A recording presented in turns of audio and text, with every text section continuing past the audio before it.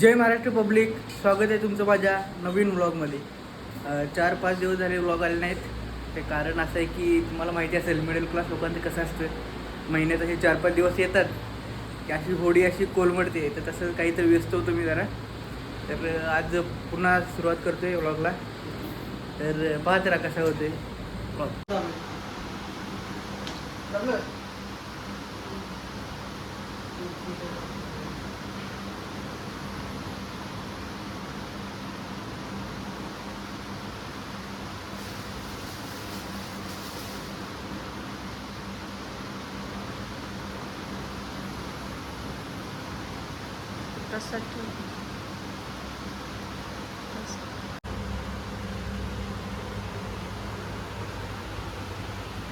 तर मित्रांनो, घरात आईने बाळूमामांची स्थापना केलेली आहे, बाळूमामाच्या मूर्तींची.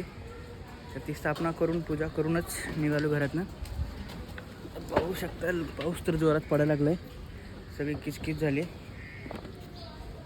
तर निघूया कामावर, आधी उशीर झाला आहे. आज तरी ट्रायपॉड घेतला नाही कारण की आज व्हिडिओ तर काय काढायचे नाही मला, कारण 2-4 दिवस काढलेत व्हिडिओ, भरपूर आहेत माझ्याकडे टाकण्यासारखे.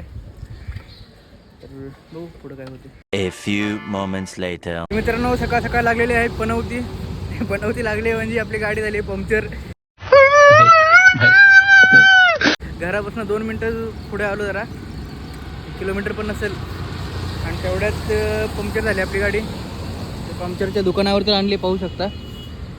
आता कधी पंक्चर निघते काय माहिती. आज कामावर जायला उशीर होणार आहे बहुतेक. कधी पंक्चर काढेल आणि कधी आपण जाऊ कामावर. त्या गाडीने ह्या वर्षी खूपच ताप दिलेला आहे. मागच्या वर्षी काय एवढं काय टेन्शन म्हणजे काही झालं नव्हतं. या टायमाला सगळा हिशोब तिने पूर्ण करून टाकला आहे.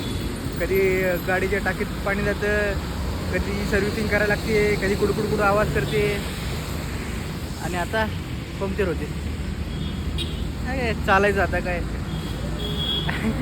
आता अशा अडथळे येणारच. ते बघा, माशी पण आली बघा मध्ये. म्हणजे माशीला पण अडथळा आणायचं मध्ये.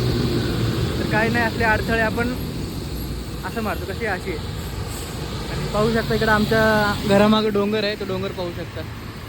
धुके आलेले आहेत, किती छान असं वातावरण झाले, आणि छान अशा वातावरणामध्ये पंक्चर झाली गाडी.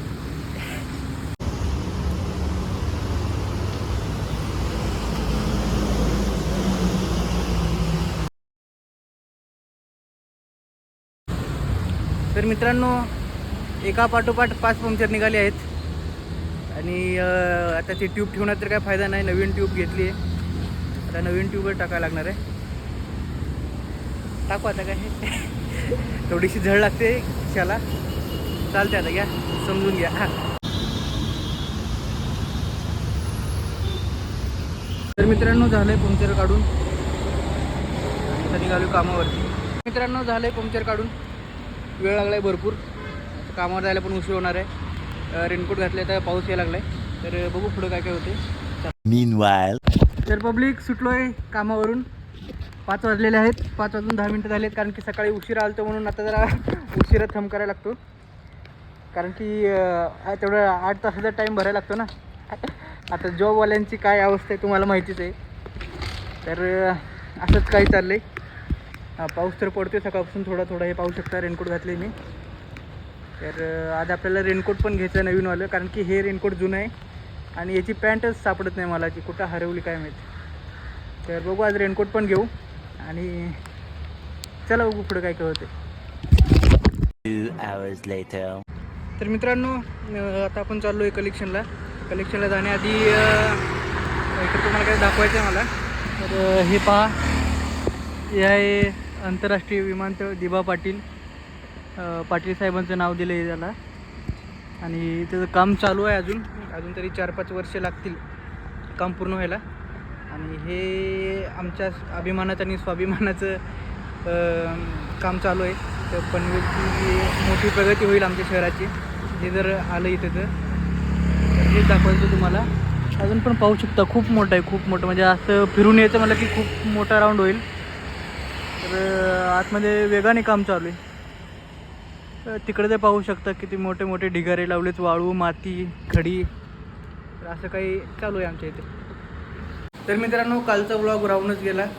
भरपूर पाऊस होता, पावसामुळं काही व्लॉग घेता आला नाही. गाडीवर तर माहिती तुम्हाला कशी हाल होतात.